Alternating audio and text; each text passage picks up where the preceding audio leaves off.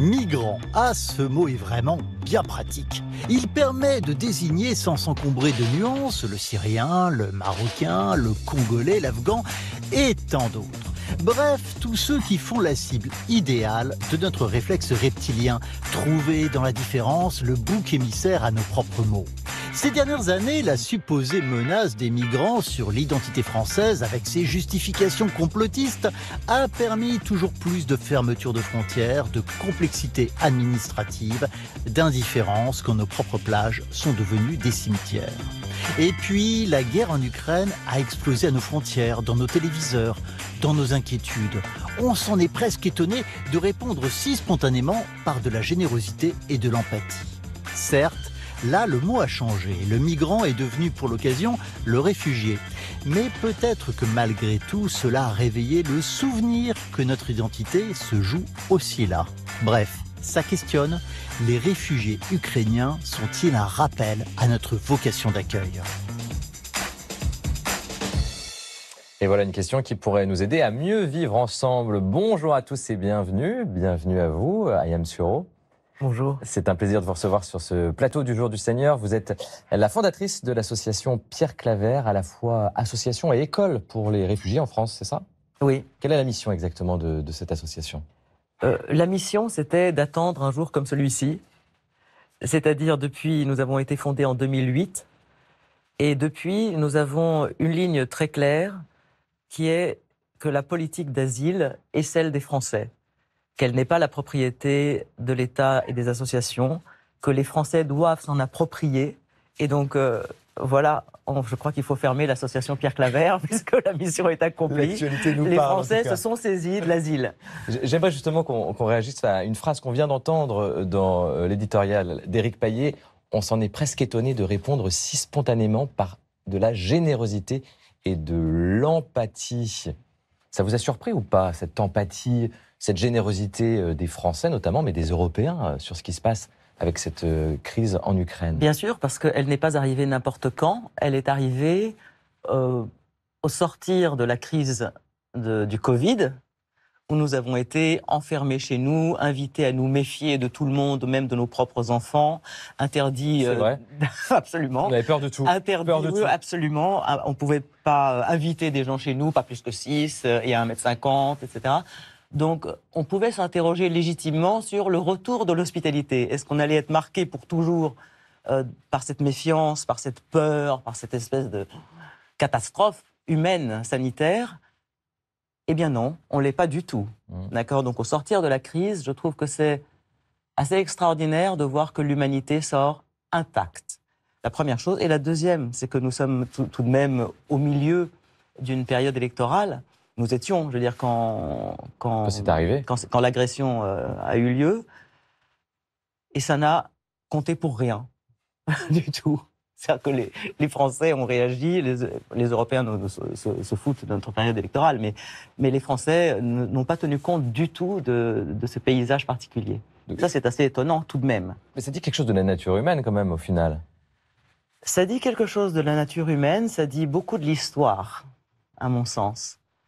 Ce qui me frappe le plus, ayant travaillé dans l'asile maintenant depuis près de 15 ans, c'est que, bien sûr, il y a la nature humaine, le secours qu'un homme prête à l'autre. On tend la main.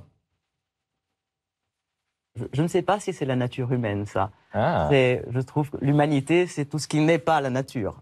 D'accord, la nature est plus l'hostilité, la peur. Et cette humanité-là, c'est une sortie hors de la nature qui fait de vous, qui n'êtes pas mon frère de lait ni de sang, mon frère.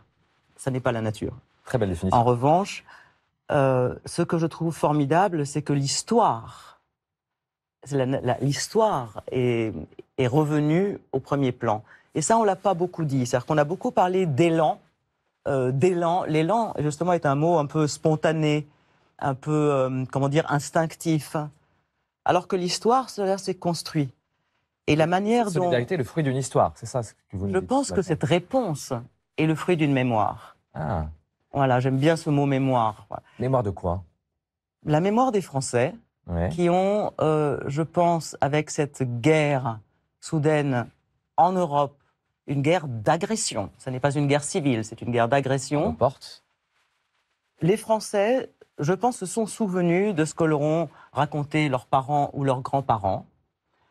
Je pense que quelque chose qui nous lie à cette région du monde, et je ne dis pas Ukraine, parce que, vous savez, il y a des cartes terrestres avec l'Ukraine, la Biélorussie, la Russie, la Hongrie, etc.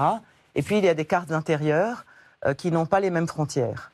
Et je pense que les Français, et surtout les Français, ont un rapport avec cette région du monde très ancien et assez merveilleux. N'oubliez pas que des Français se sont réfugiés là-bas lors de la Révolution française, et dont un très grand Français qui est le duc de Richelieu, qui a fondé la ville d'Odessa, aujourd'hui en Ukraine. Et de l'autre côté, les gens fuyant le communisme ou l'oppression de l'Empire soviétique ou de l'Empire russe. Les Russes aussi sont venus en France de manière systématique. On parlait de la Russie au XVIIIe comme étant la France du Nord. Et on parlait d'Odessa comme la Marseille de l'Est. Vous vous rendez compte, ces liens?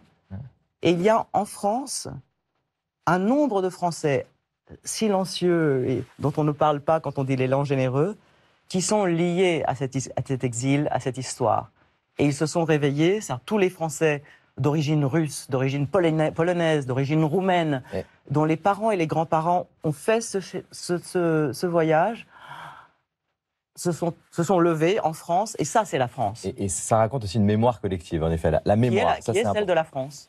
Je vous propose tout de suite de partir sur le terrain. Alors, nous allons aller à la frontière entre l'Ukraine et la Pologne, où des volontaires français, européens et de toutes les nationalités, associatifs ou simples particuliers, se pressent d'une manière assez étonnante pour aider justement les réfugiés ukrainiens qui fuient leur pays. Regardez, puis on en reparle juste après.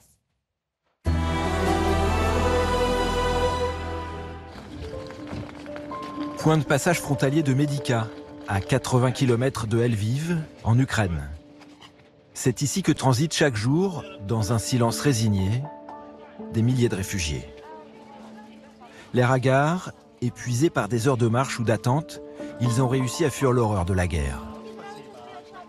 Des enfants, des femmes ou des vieillards. Les hommes en âge de se battre sont restés défendre leur pays. Ça, c'est des bonnes madeleines bretonnes. Bretagne. Pour les aider à patienter, Lilian, un volontaire breton qui fait dans l'humour. Sa façon à lui de donner un peu de chaleur. Au moins, ça fait 10 secondes de sourire dans la journée où ils attendent dans le froid. C'est vachement important, ils sont tous terrorisés. En ce moment, ils arrivent de Mariupol. Tu les vois, c'est ceux qui sont le plus tristes, quoi. Enfin, ils sont complètement crevés, tristes. Lilian a tout lâché pour venir ici. Son entreprise, sa famille, comme s'il fallait d'abord répondre à l'urgence de la guerre. Il fait partie de cette armée de volontaires qui accueille 24 heures sur 24 les réfugiés ukrainiens. Près d'1 million auraient transité ici. Le point de passage de Medica est devenu au fil des semaines une sorte d'international de la générosité. Ici, on parle hébreu, japonais, espagnol, français ou anglais.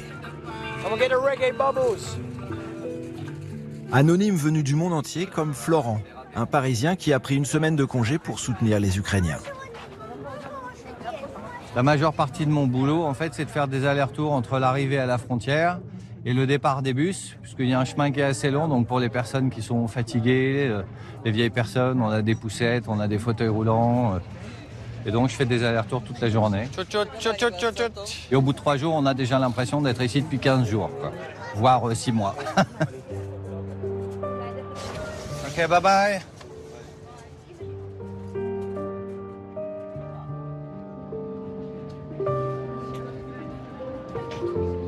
Cette tente qui fédère les bénévoles français, c'est Lilian qui l'a créée. Aujourd'hui, c'est là qu'affluent des tonnes de produits de première nécessité, tous issus d'initiatives privées. Une sorte de générosité populaire qui prend volontairement ses distances avec les grandes ONG. À l'image de ce groupe de bikers, arrivé avec plus de 40 tonnes de marchandises. Avec le numéro 5, d'accord ? On fait de la collecte à la distribution. Ah, ça, c'est génial.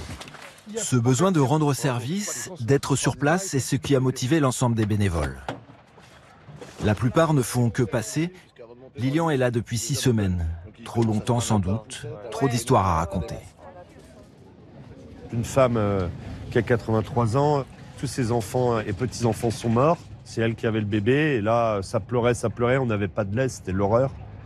Et là, comment dirais-je, il y a une femme qui est sortie de la tente et elle lui a donné le sein. C'était pas son bébé.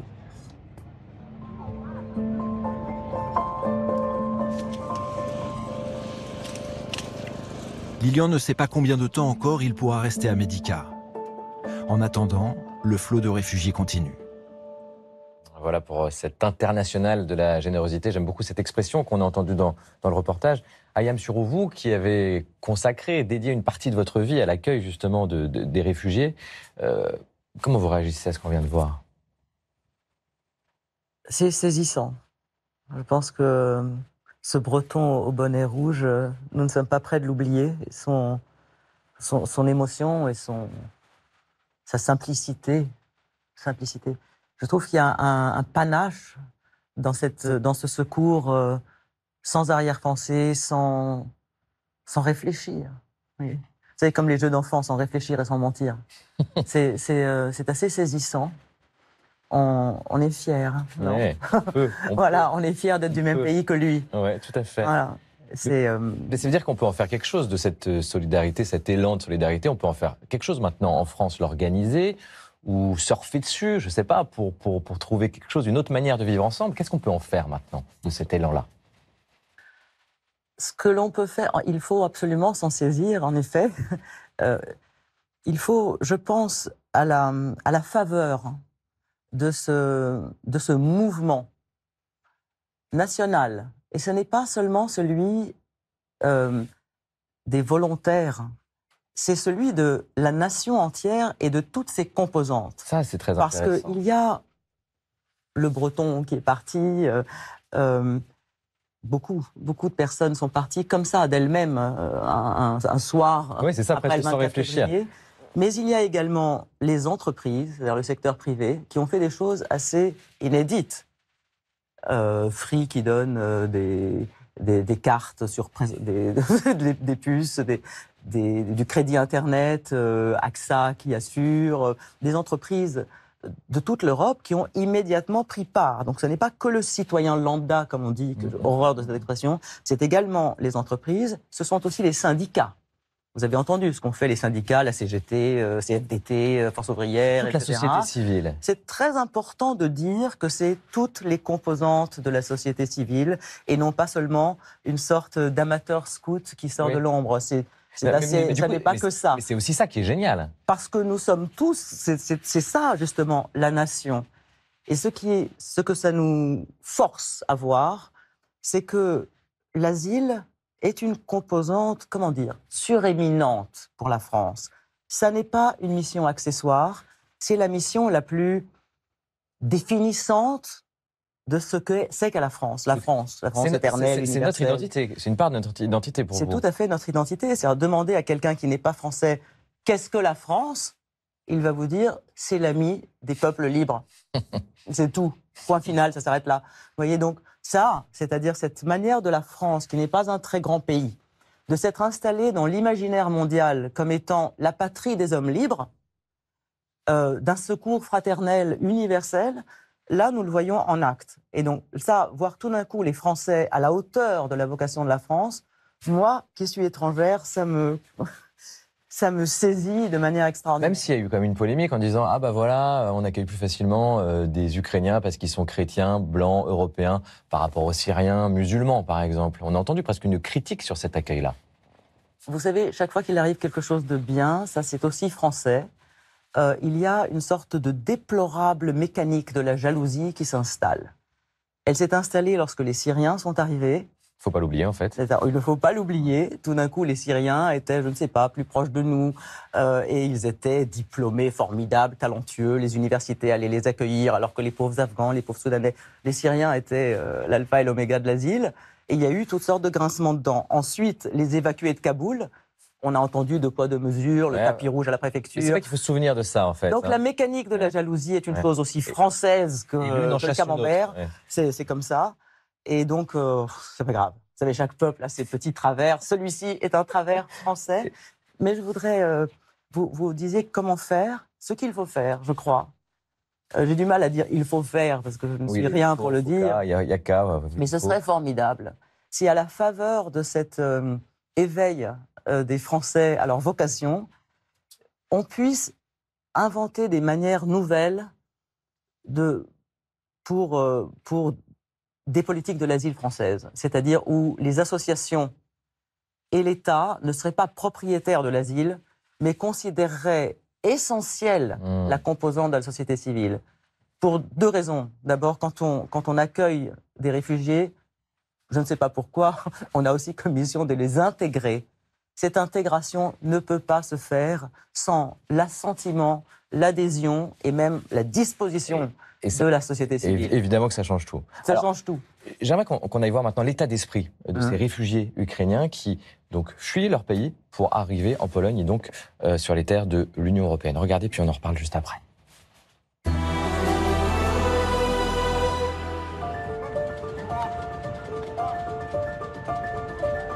Le vieil homme doit avoir 90 ans environ. Il voyage avec son fils, un neveu, un voisin, peu importe finalement. Dans ces deux sacs, ils transportent leur vie, tous ceux qu'ils ont pu sauver.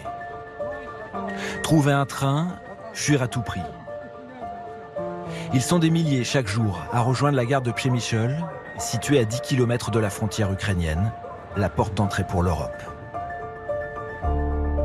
Partagés entre la joie d'être ici, en sécurité, et la douleur qu'ils portent en eux. Mais pour aller où? La plupart attendent un train pour Varsovie, Cracovie, Berlin ou Paris, rejoindre de la famille et refaire sa vie.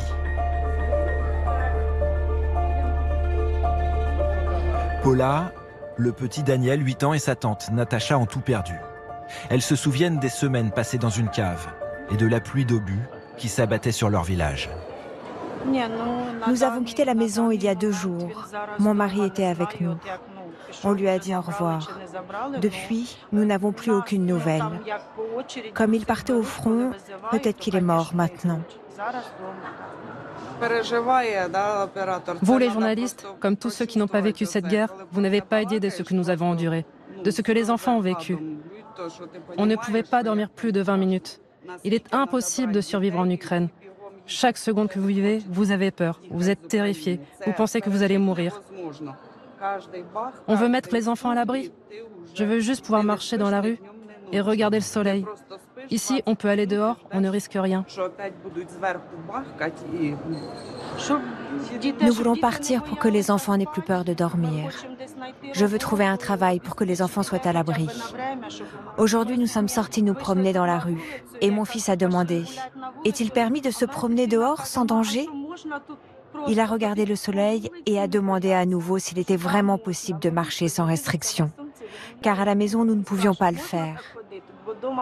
Pour le moment, nous sommes ici. Nous allons trouver un travail. Je veux inscrire les enfants à l'école. Mais il veut revoir ses amis. J'ai un autre fils de 15 ans. Il veut aller à l'école parce qu'il n'en peut plus d'être enfermé.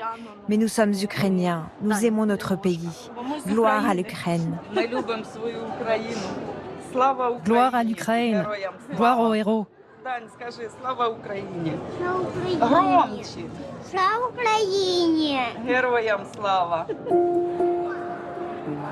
Soudain, les 2 sœurs se lèvent. Le train pour Prague est annoncé. Des amis doivent les y accueillir demain matin. Paula et Natacha quittent la gare avec l'espoir de pouvoir un jour faire le chemin de retour. Voilà pour ce témoignage. Pas sûr qu'ils fassent un jour le chemin de retour d'ailleurs, ces réfugiés ukrainiens. Mais ils nous attendent sur quoi aujourd'hui? En quoi ils peuvent compter sur nous? Et sur comment on peut les aider maintenant qu'ils arrivent ici, en France notamment? D'abord sur, vous dites, il n'est pas sûr qu'ils reviennent un jour. Ça, c'est l'histoire de tous les réfugiés. Alors, chaque réfugié, chaque exilé imagine qu'il va revenir un jour et la vie en décide autrement pour plein de raisons concrètes. Les enfants sont scolarisés, la vie s'enchaîne. cette langue, le village est dévasté, la maison est détruite, mon mari est mort. Et donc, en fait, cet exilé qui n'attend rien d'autre, chacun des exilés, d'où qu'ils viennent, a pensé qu'il reviendrait, qu'il serait enterré chez lui, par exemple. Et donc, ça, c'est-à-dire, pour les Ukrainiens, c'est la question la plus difficile, c'est quelle est la nature et quel est de leur séjour et quelle est sa durée. Nous ne savons pas, vous voyez, et eux-mêmes ne savent pas c'est toujours le cas, en fait. Mais pour eux, qui sont européens et donc qui reviendraient plus facilement, si vous voulez, et qui jouissent d'un statut particulier, car je voudrais quand même dire assez clairement qu'on ne leur a pas donné l'asile. L'Europe a ensemble, et c'était une chose aussi extraordinaire, c'est aussi extraordinaire que l'élan généreux des citoyens, que le secteur privé, les États européens, ensemble, quasiment pour la première fois sur cette question d'asile, ont donné une chose assez extraordinaire, c'est la protection temporaire, c'est-à-dire la protection de l'ensemble de l'Europe. Ça aussi, c'est un geste inédit. Ouais. Inédit de la part des États, rapide pour une fois, efficace. C'est assez incroyable. En France, par exemple, ce qui a été mis en place par l'État dans cette période très trouble et terrible qui est la période électorale est assez fascinant. C'est formidable. Et donc, et la réactivité, c'est-à-dire très vite, les associations font remonter des problèmes ça fonctionne. Et l'État, au quart de tour, réagit. Une crise de l'Ukraine qui est dirigée par le préfet Zimet, qui réagit au quart de tour, en 24 heures, sur tous les sujets. C'est quand même quelque chose aussi. J'imagine, on voit dans cet échange-là que ça vous réjouit aussi, tout ce qui se passe, cet accueil. Alors, qu'est-ce qui vous touche tant dans le sort de... Est-ce que ça vous rappelle votre histoire? Qu'est-ce qui vous touche, vous? D'abord, ça ne doit ni vous ni moi nous réjouir. Non, mais réjouir. Non, mais ça, j'entends bien la solidarité. En fait, on est tellement heureux de cette solidarité qu'on oublie que sa cause est terrible. Cette guerre est terrible. Je crois qu'on n'en mesure pas encore les conséquences, ni pour l'Europe, ni pour le reste du monde, c'est-à-dire, en fin de compte, pour l'Europe. C'est-à-dire, il est possible que cette guerre soit, par exemple, l'origine de migrations accrues, par exemple, vous voyez, et de stabilisation très, très forte. Bien sûr. Donc, on se réjouit d'être capable d'y répondre. On aimerait préférer ne pas avoir à y répondre. Sûr. D'accord. Donc, ce qui me réjouit, c'est de voir que finalement, le travail de tous ces partenaires, de tout le monde, c'est-à-dire des États, des associations, des journalistes, etc., pendant les décennies qui sont passées, a porté un fruit inattendu par une tragédie de l'histoire et a porté un fruit incroyable, c'est cette réactivité immédiate et donc la capacité de le faire politiquement, logistiquement, etc. Ça, c'est la bonne bien. nouvelle. C'est ça qui est bien, en tout cas. Ça, c'est bien. Voilà. On n'est pas pris au dépourvu, non. On est là au quart de tour, c'est quand même pas mal. C'est plutôt une bonne conclusion, Ouais. une bonne nouvelle pour la suite. En tout cas, merci Ayam Suro. Vous restez avec nous. L'émission se poursuit avec notre minute justement de solidarité avec le peuple ukrainien. Il va être question d'accueil très concret dans une famille en France. Regardez, voici un geste pour l'Ukraine. Chou-fleur. Chou-fleur. Ça Asperge, oui. Asperge. Mon mari et moi, nous avons décidé d'accueillir chez nous une famille ukrainienne.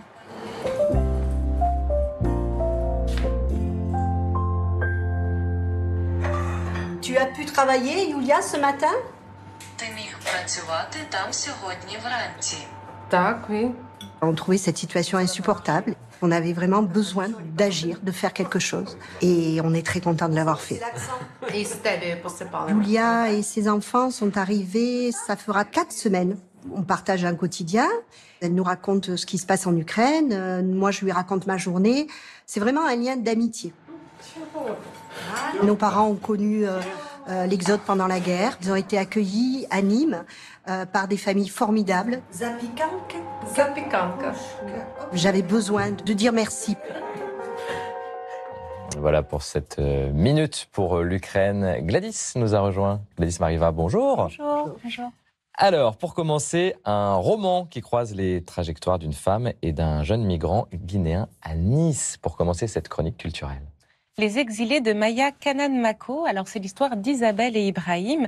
Isabelle est une professeure de collège à Paris et quand le roman commence, elle a quitté suite à un drame sa famille, son couple, sa maison. Elle erre dans Nice et là, elle se retrouve dans un hôtel tenu par une femme formidable, Brigitte. En fait, cet hôtel est sa maison qu'elle a reconverti par une grande imagination en un système où des clients normaux payent leur chambre et ce qui permet d'héberger gratuitement des demandeurs d'asile et de jeunes migrants. parmi lesquels donc Ibrahim. Il a fui la Guinée, il a laissé derrière lui sa famille, sa mère qui était enceinte d'un bébé, qui malheureusement vont mourir assez rapidement, son père malade. Il a vécu un voyage éprouvant qui nous est raconté dans le roman. Un jour, son père l'appelle et lui dit « Il n'y a plus rien pour toi ici en Guinée ». Alors, lentement, Isabelle et Ibrahim vont se reconstruire, ils vont imaginer ensemble une autre manière de vivre, plus solidaire, à la fois à Nice et puis ensuite dans la vallée de la Roya. Donc Maya Kanan Mako, qui est l'auteur de ce livre, elle a vraiment cette écriture qui est au plus près de ces personnages, qui prend soin de leurs âmes. Je trouve que c'est vraiment une écriture de la réparation, donc magnifique. Elle nous plonge dans leurs deux trajectoires qu'elles tissent ensemble. Et donc c'est à découvrir au plus vite aux éditions Julliard, Les Exilés. Ayam Suro, l'exil, c'est une reconstruction, forcément. Vous devez lire ce livre. Très beau. On se reconstruit dans l'exil. Tout le monde se reconstruit, y compris ceux qui accueillent. Ah, ça c'est pas mal, ça. Ouais. Et c'est pour ça que c'est intéressant, ça, ce livre. C'est que nous avons... vous voyez, là, par exemple, là. Qu'est-ce que l'Ukraine pour les Français? Pas grand-chose. Vous avez déjà entendu le mot Ukraine, tous nos attachements à l'Ukraine. Oui. Je ne sais pas, moi, Isaac Babel, le Baal Shem Tov, mais ça parle, Nekrasov, etc. C'était même pas l'Ukraine, à l'époque, c'était la Pologne, etc. En revanche, c'est-à-dire les gens que nous accueillons, qu'ils soient guinéens, soudanais, érythréens, afghans ou ukrainiens, nous ne le faisons pas parce qu'ils sont guinéens ou à Soudan, nous le faisons parce que nous sommes français. Et ça permet de reconstruire ce que nous sommes. Allez, on y repensera. Maintenant, un voyage dans l'espace, Gladys, vous nous proposez. Oui, pour prendre un peu de hauteur et regarder notre Terre de là-haut, dans les yeux de Thomas Pesquet et autres aventures spatiales. Alors, c'est une collection de 5 courts-métrages, parmi lesquels de très vieux films comme Le Voyage dans la Lune de Georges Méliès. Et donc, ce documentaire qui est signé Pierre-Emmanuel Le Goff et Jürgen Hansen. Et il nous invite à suivre, à revivre les 6 mois que le spationaute français a passé dans la Station spatiale internationale, l'ISS. C'était en avril 2021. On regarde un extrait. Dans quelques heures, Thomas réalise une sortie extravéhiculaire. Il vivra enfin l'aboutissement de tant d'années de sacrifice, l'accomplissement de son rêve de gosse. Quand on sort en sortie extravéhiculaire, c'est comme un saut en parachute qui s'arrête jamais en fait. C'est vraiment l'expérience où on vole et on est seul et on devient soi-même un objet volant. Puis on est dans l'espace, dans le cosmos, on a le vide de l'espace juste de l'autre côté de la visière, une mince couche de verre qui nous sépare du néant absolu. Donc c'est des sensations inoubliables. Wow. Oui, c'est vraiment un très beau documentaire. Il y a quelque chose de très beau, de très fragile, puisqu'on voit la Terre vue de l'espace, on voit la prouesse technique de ces spationautes. Et en même temps, il y a quelque chose sur la fragilité, puisqu'on voit de là-haut la pollution des eaux, la fonte des glaces, la déforestation, tout ce que l'homme abîme. Et donc, c'est à la fois un documentaire scientifique et écologique. Et donc, il sera en salle le 27 avril, dans les yeux de Thomas Pesquet et autres aventures spatiales. Et Thomas Pesquet, si vous voulez venir un jour sur ce plateau du Jour du Seigneur pour nous parler de cette expérience existentielle, vous êtes évidemment le bienvenu. Gladys, direction la Belgique pour nous faire découvrir une église non loin de celle où nous célébrerons la messe tout à l'heure grâce à la RTBF. L'église Sainte-Marie de Schaerbeek, située à Bruxelles, rue Royale, dans l'alignement du Palais Royal et du Château. Elle a été construite dans les années 1850 sur un plan centré inspiré des dessins de la Renaissance. À l'intérieur, on découvre un décor très soigné avec de ci de là des enduits blancs, ce qui donne une impression de légèreté et de lumière augmentée par les beaux vitraux. L'élégance du décor se niche aussi dans les détails. Regardez cette très belle chaire sculptée, la chaire de vérité, en marbre, ornée de colonnettes et bustes des docteurs de l'Église et évangélistes. Regardez aussi ce maître-autel en cuivre ciselé, magnifiquement conservé. Sous le dôme particulièrement lumineux, on ressent un sentiment d'élévation. La forme octogonale de l'église évoque la résurrection du Christ le 8e jour. Merci Gladys, à dimanche prochain. Merci Ayam Suro, c'était un plaisir de vous recevoir ce matin.